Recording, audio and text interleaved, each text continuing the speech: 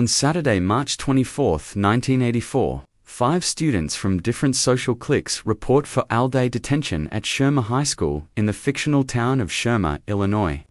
They include Brian Johnson, a socially awkward academic, Andrew Clark, a varsity wrestler, Allison Reynolds, a withdrawn loner, Claire Standish, a popular socialite, and John Bender, a rebellious delinquent.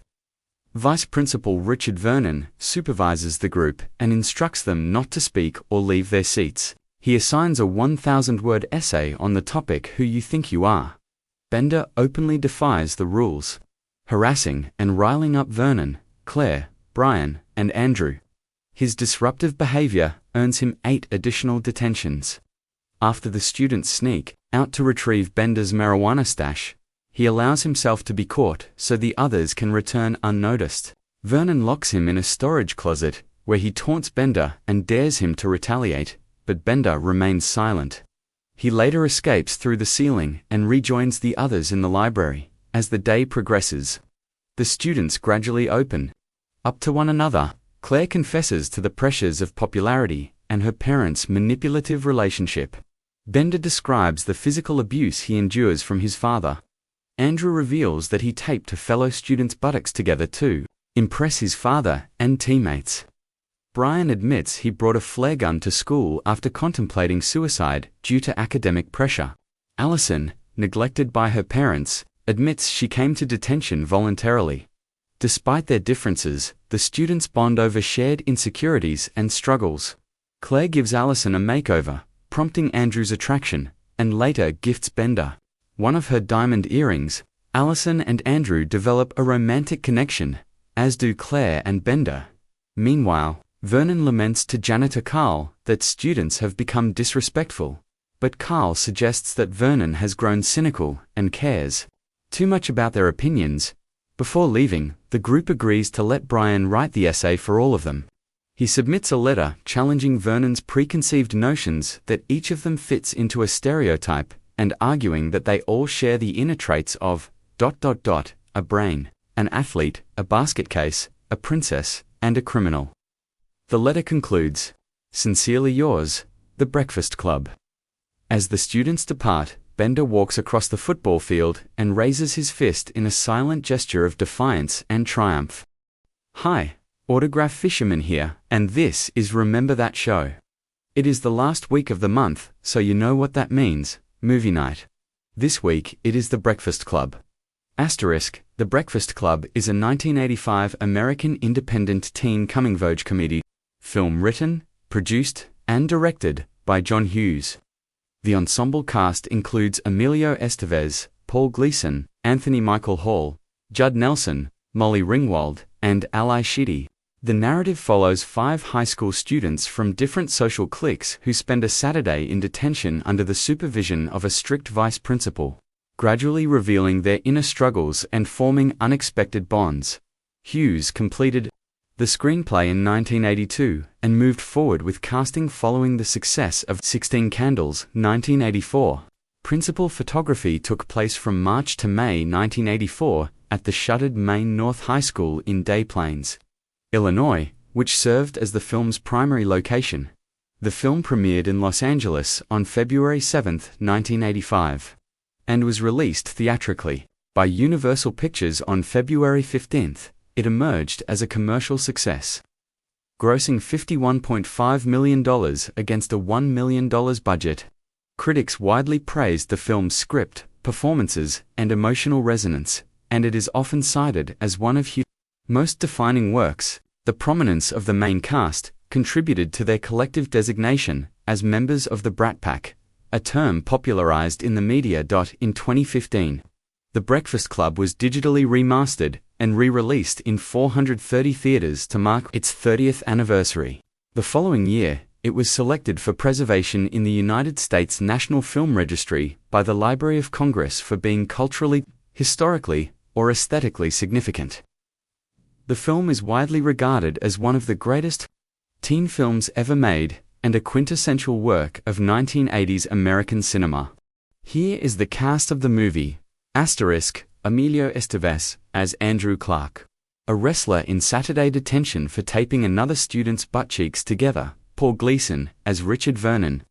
The domineering vice principal of Shermer High School who oversees the Saturday detention, Anthony Michael Hall, as Brian Johnson.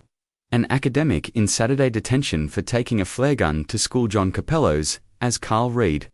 A janitor at Shermer High School on friendly terms with Brian Judd Nelson as John Bender.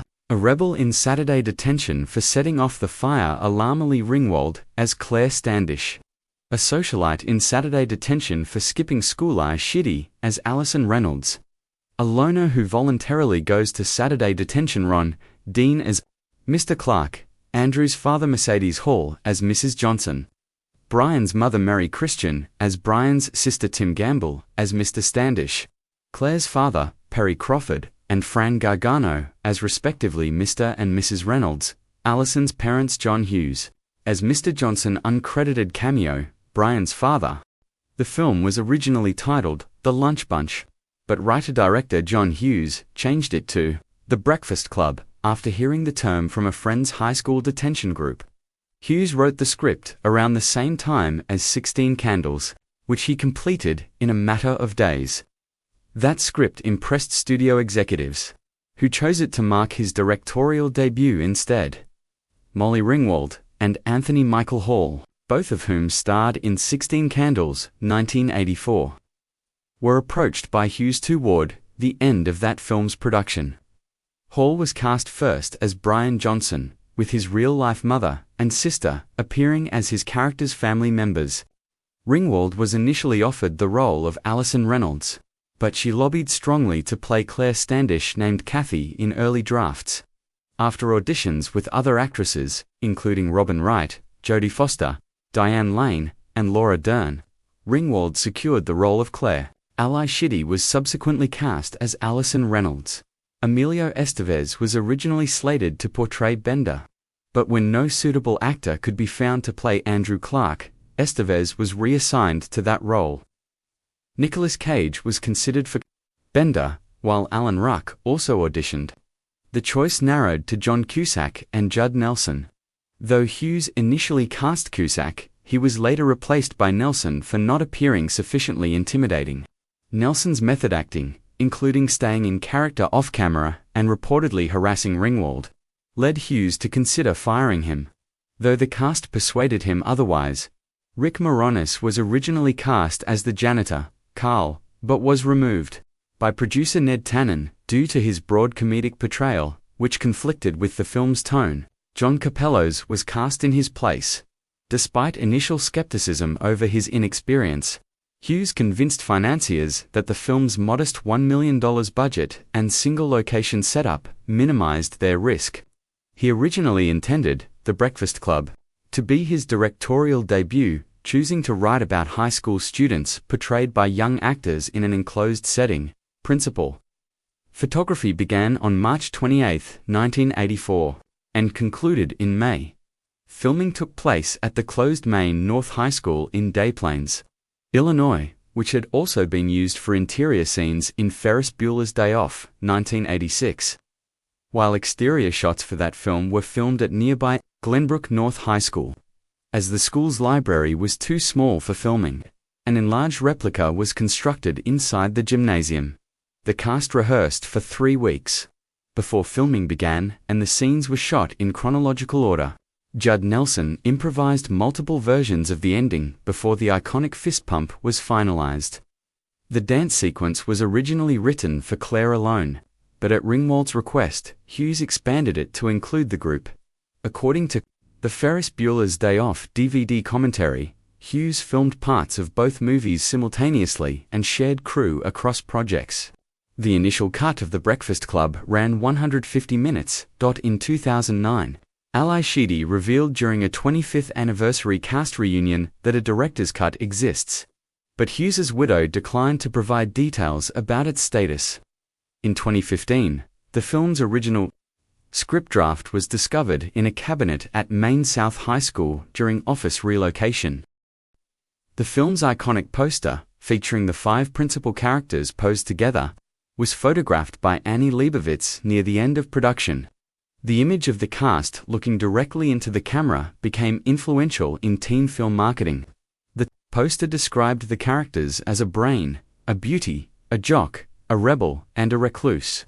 Slightly differing from the film's own terminology and sequence, the image, including Bender's raised fist, has been widely referenced and parodied, notably in the promotional material for the Texas Chainsaw Massacre 2, 1986. It also inspired the chapter title page of Chapter 29 in the Japanese manga series, AKNE-BAN-ASHI. The Breakfast Club explores the emotional and psychological struggles of American teenagers, particularly their desire to be understood by both adults and their peers. Central to the film is the tension between adolescence and authority figures, as well as the pressure teenagers face to conform to rigid social roles within high school.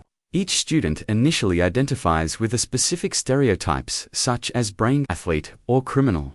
But, over the course of the day, they reveal personal vulnerabilities that transcend these labels.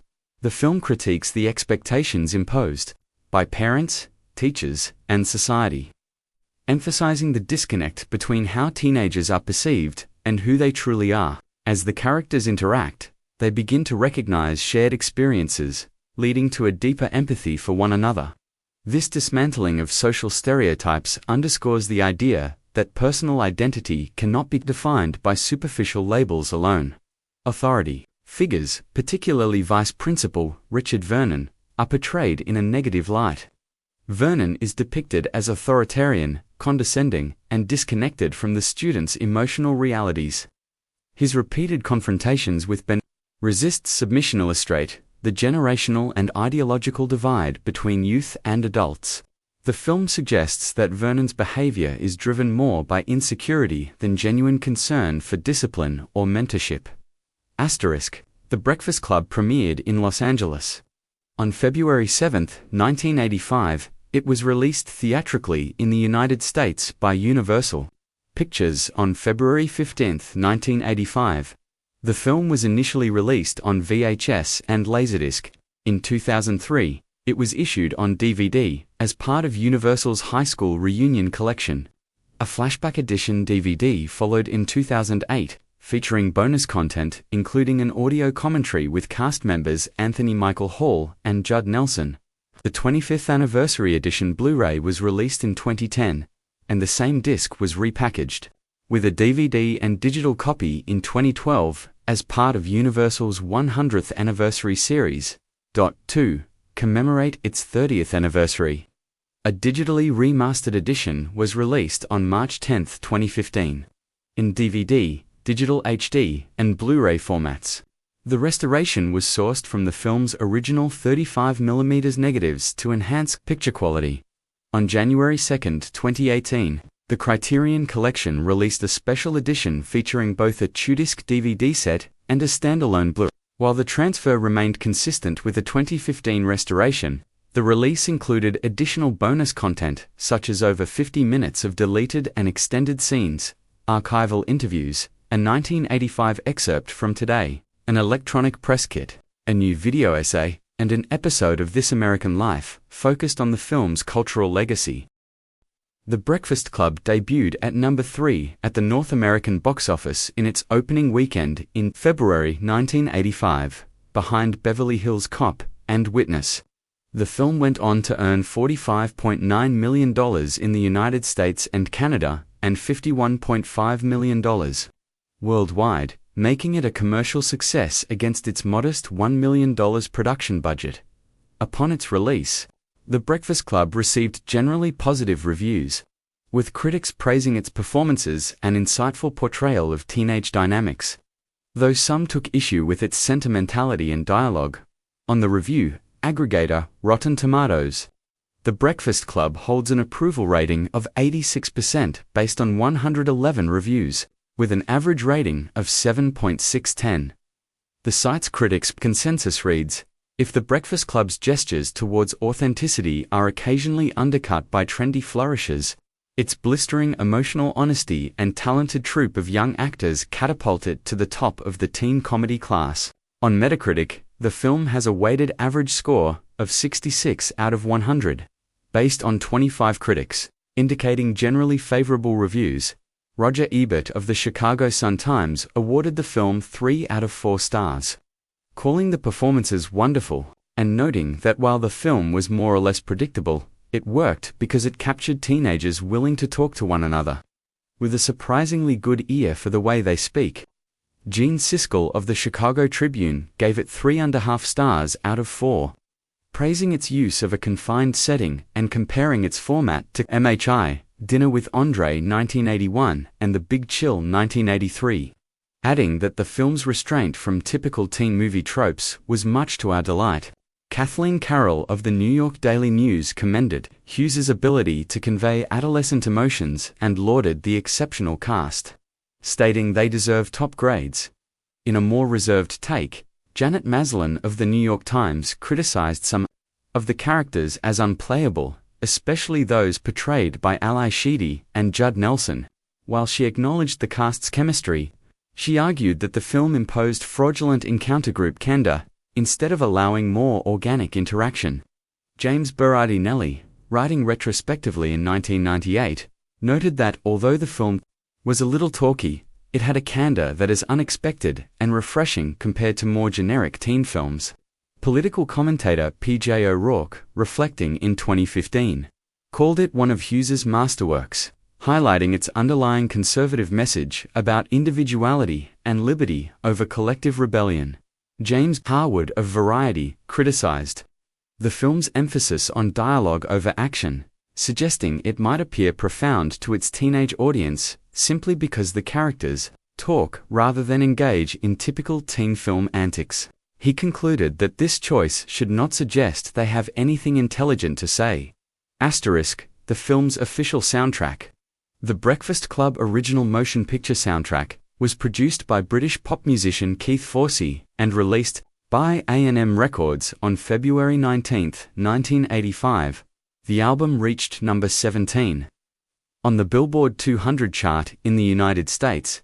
The soundtrack's most iconic track, Don't You Forget About Me, by Scottish rock band Simple Minds, was released as a single on February 23, 1985, in the United States, where it topped the Billboard Hot 100. The song was subsequently released in the United Kingdom on April 8, 1985. It remains closely associated with the film, and is prominently featured in the final scene, becoming one of the most recognizable songs of the decade. Track list inside. 1 title writer S performer length 1. Don't You Forget About Me, Keith Forsey, Steve Schiff Simple Minds 42202, Waiting K. Forsey. S. Schiff Elizabeth Daly for 2373. Fire in the Twilight, Jack Hughes K. Forseys, Schiff Wang Chung, 3-514. I'm the Dude K. Forsey. S. Schiff Keith, Forsey A. PAK, Heart Too Hot to Hold, Johnson K. Forsey, Laurie Forsey, Michael Frondela Jess Johnson, and Stephanie Sproul for 25 total length. 1923, side to no. Title writer, opening, parenthesis, S closing parenthesis, performer length, 1. Double quotes, Dream Montage Changari, Chang 2-372. We Are Not Alone, DeVito Robbie, Benson Steve Goldstein Carla, DeVito 3-393. The Reggae, Forsaketh Forcier, P. Didn't I Tell You K. For Sale, Forcier is, Shift Choice, Kennedy, 4-475. Love Theme, Forsaketh Forsey 4-6 total. Length, 18-36. John Hughes had considered developing a sequel to The Breakfast Club that would reunite the original characters years later during a university detention session. The concept involved the characters having evolved into personalities that contrasted with their high school identities, highlighting how they had changed over time. However, the project was never realized, and no sequel was produced prior to Hughes's death in 2009. Asterisk, while that was Remember That Show, I hope you enjoyed. If you want a show or movie to be done, let me know in the comments. Please listen to my music shout out of the week, Rip Emall, after the ad. Also, a reminder, tomorrow at 7 p.m. Eastern Time, it is the TTM Crew with guest Rip Emall. Please like, share, and subscribe, and, as always, Until next time, keep on collecting. Bye. Join myself and JD Delay in fighting chomos and other bad thing by shopping at Convict Clothing. There are some amazing cloths for all at great prices. Nationwide free shipping for any order over $50. Just use the keyword autograph for a discount. And while you are shopping, also check out my store and perhaps become a member for only 99 cents. Both stores' links are in the description. Back to the video.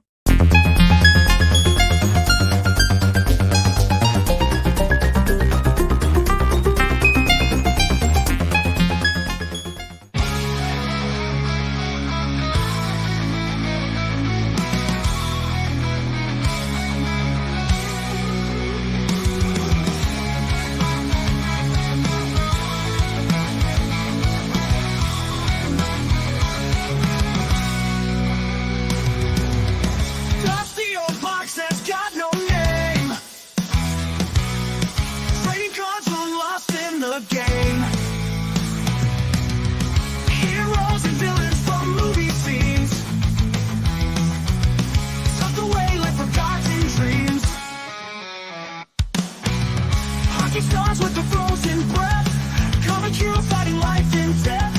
Baseball legends hit out the park, feel the spark from a rookie card mark. Hockey stars with the frozen breath, comic heroes fighting life and death.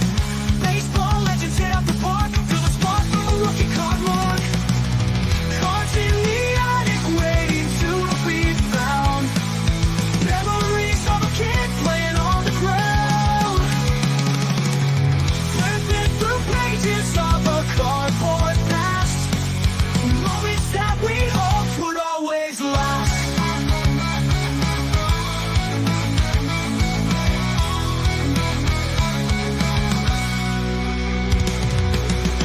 Football bruises and basketball cheers, chasing dreams through all these years. Every card tells a story to unfold. The silver or gold. Trade one, get one, that's how it goes. Building up a collection that always grows. Crack corners and faded ink, back to a time before we could think. Oh, we could think. Cards in the attic waiting to be found. Memories of a kid playing on the ground. Flipping through pages of a cardboard past, moments that we hoped would always last.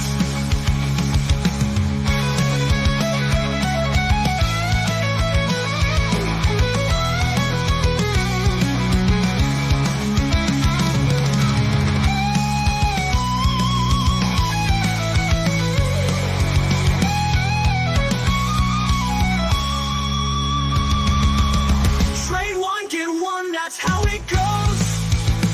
Building up a collection that always grows. Crack corners and faded ink, back to a time before we could think. Before we could think. Cards in the attic waiting to be found. Memories of a kid playing on the ground. Pages of a cardboard past, moments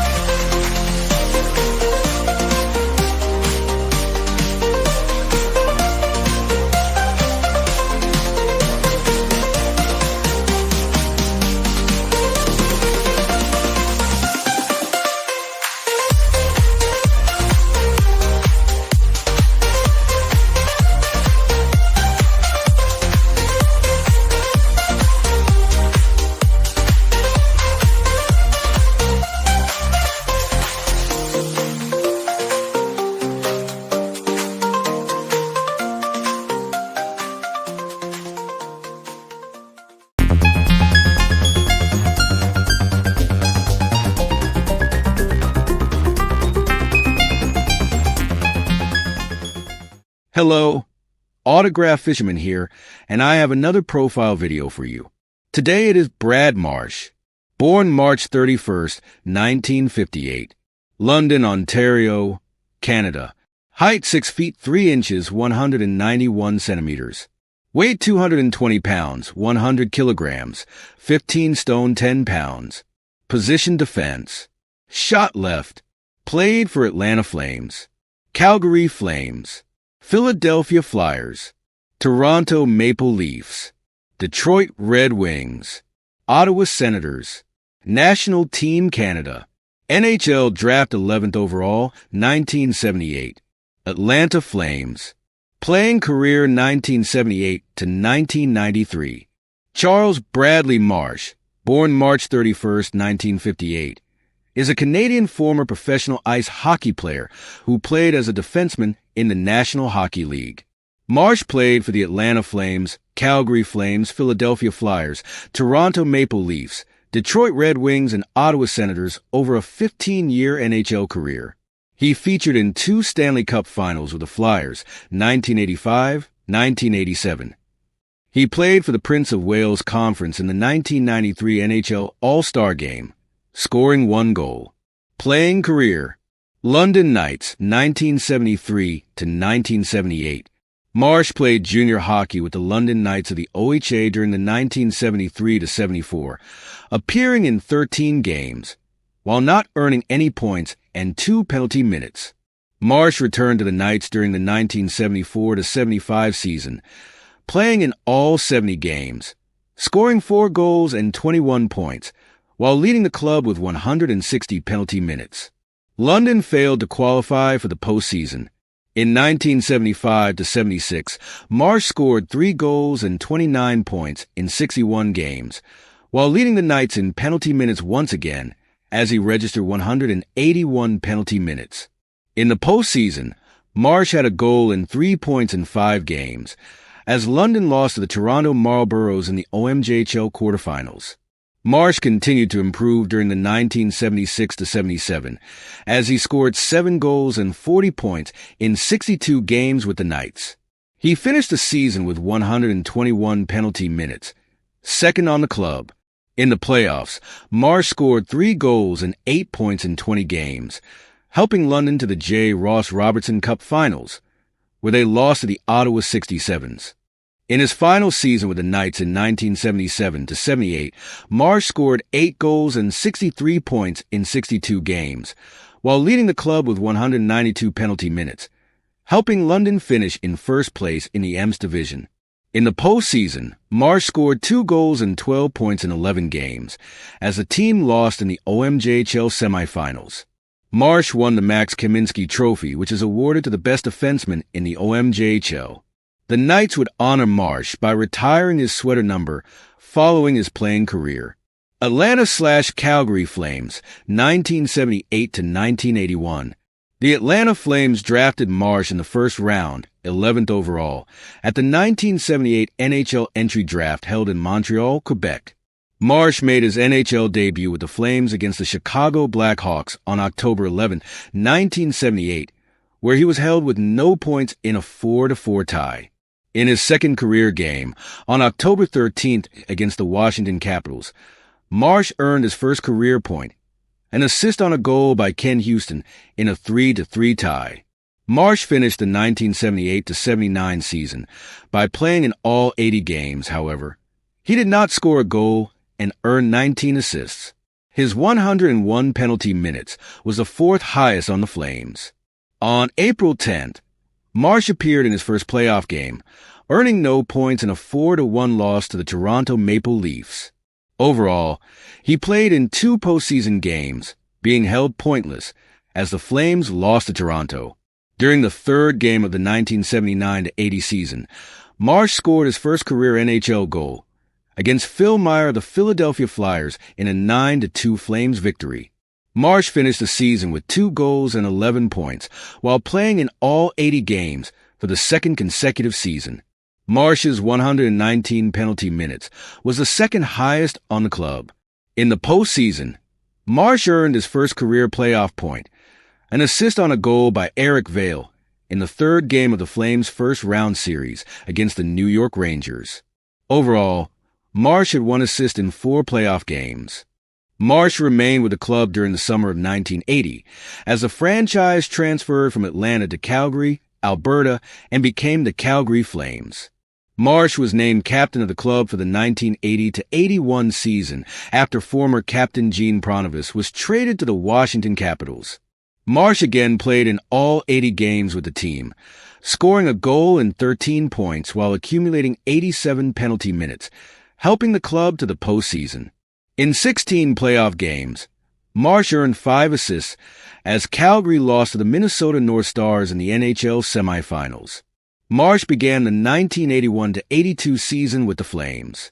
He played in 17 games with Calgary, earning an assist, while struggling with a -16 rating. On November 11, 1981, the Flames traded Marsh to the Philadelphia Flyers for Mel Bridgman. Philadelphia Flyers, 1981-1988. Marsh joined the Philadelphia Flyers following a mid-season trade with the Calgary Flames during the 1981-82 season. He finished the season by appearing in 66 games with Philadelphia, scoring 2 goals and earning a career-high 24 points, while earning 106 penalty minutes. In the postseason, Marsh was held pointless in 4 games. In 1982-83, Marsh appeared in 68 games, scoring 2 goals and 13 points, while cutting down on his penalty minutes, earning only 52. In the postseason, Marsh earned an assist in 2 games. During the 1983-84 season, Marsh set a career high in goals, as he scored 3, while adding 14 assists for 17 points in 77 games. On April 5th, during the Flyers' second playoff game against the Washington Capitals, Marsh scored his first career playoff goal against Al Jensen in a 6-2 loss. Marsh finished the postseason with a goal and 2 points in 4 games. In the 1984-85 season, Marsh set a career high with a +42 rating, as well as scoring 2 goals and 20 points in 77 games. In the postseason, Marsh earned 6 assists in 19 games, while accumulating 65 penalty minutes, as the Flyers lost to the Edmonton Oilers in the 1985 Stanley Cup Finals. Following the season, Marsh finished in 7th place in Norris Trophy voting. Marsh became an alternate captain in 1985-86. He played in 79 games, scoring no goals and 13 assists, while earning 123 penalty minutes. In 5 playoff games, Marsh had no points. In 1986-87, Marsh scored 2 goals and 11 points in 77 games, while setting a career-high 124 penalty minutes. In the postseason, Marsh played in 26 games, scoring 3 goals and 7 points, as the Flyers lost to the Edmonton Oilers in 7 games in the 1987 Stanley Cup Finals. During the 1987-88 season, Marsh tied his career high in goals with 3, as he earned 12 points in 70 games. In 7 playoff games, Marsh scored a goal. On October 3, 1988, the Toronto Maple Leafs claimed Marsh in the waiver draft. Toronto Maple Leafs, 1988-1991. Marsh played his first game with the Toronto Maple Leafs on October 6, 1988, earning no points in a 2-1 loss to the Boston Bruins. Marsh earned his first point with the Leafs on October 9th, an assist in an 8-4 victory over the Chicago Blackhawks. On April 1st, 1989, Marsh scored his first goal with Toronto against Greg Millen of the St. Louis Blues in a 4-3 loss. Overall, Marsh scored a goal and 16 points in 80 games during his first season in Toronto. However, for the first time in his NHL career, he failed to qualify for the playoffs. Marsh became an alternate captain for the Leafs for the 1989-90 season. In 79 games, Marsh scored a goal and 14 points while earning 95 penalty minutes, helping Toronto reach the postseason. In 5 playoff games, Marsh scored a goal. He began the 1990-91 season with the Leafs. Marsh appeared in 22 games with Toronto, earning no points. On February 4th, 1991, the Leafs traded Marsh to the Detroit Red Wings for the Red Wings' 8th round draft pick in the 1991 NHL entry draft. Detroit Red Wings, 1991 to 1992. Marsh finished the 1990-91 with the Detroit Red Wings, following his trade from the Toronto Maple Leafs.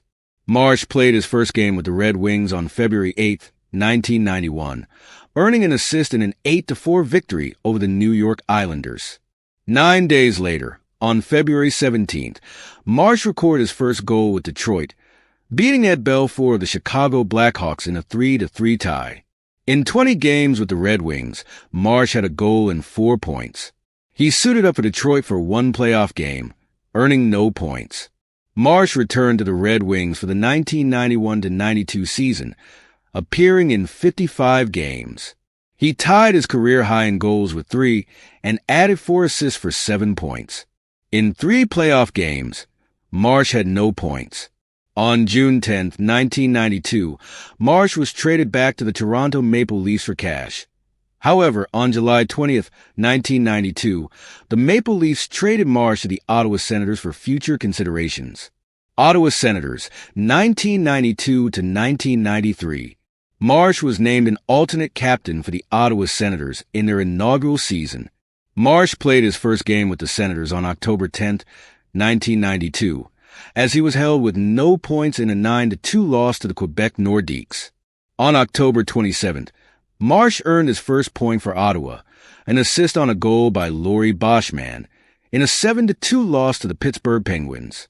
Marsh represented the Senators at the 44th National Hockey League All-Star Game held at the Montreal Forum in Montreal, Quebec, where he scored a goal as the Wales Conference defeated the Campbell Conference 16-6.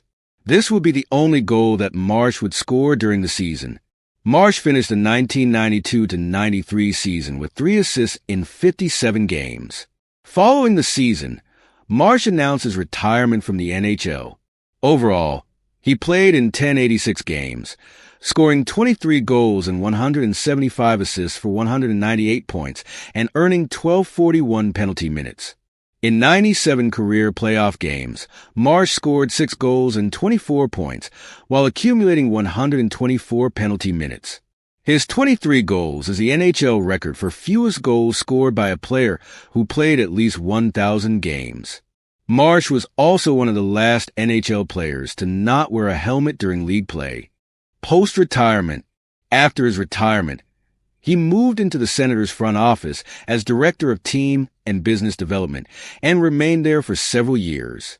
He also coached various levels of minor hockey over the years. In the late 1990s, Marsh opened a sports bar in the Senators' arena known as Marshy's. In 2007, Marsh was inducted into the London, Ontario Sports Hall of Fame. Marsh was announced as the head coach of the Canadian Women's Hockey League's Ottawa franchise on August 31, 2009. He was later hired as an assistant coach for Queen's University's hockey team, the Gales, on August 26, 2011. In late 2013, Marsh joined HockeyBuzz.com as one of the website's featured bloggers, writing stories that mainly touch on his playing days and providing insight to league issues and happenings.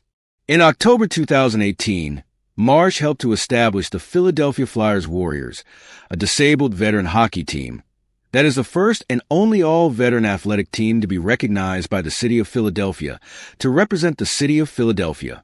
Well, that was another profile video. I hope you enjoyed. If you have any thoughts about Brad Marsh, let me know in the comments. I like to read them. Please remember to like, share, and subscribe. As always, until next time, keep on collecting. Bye.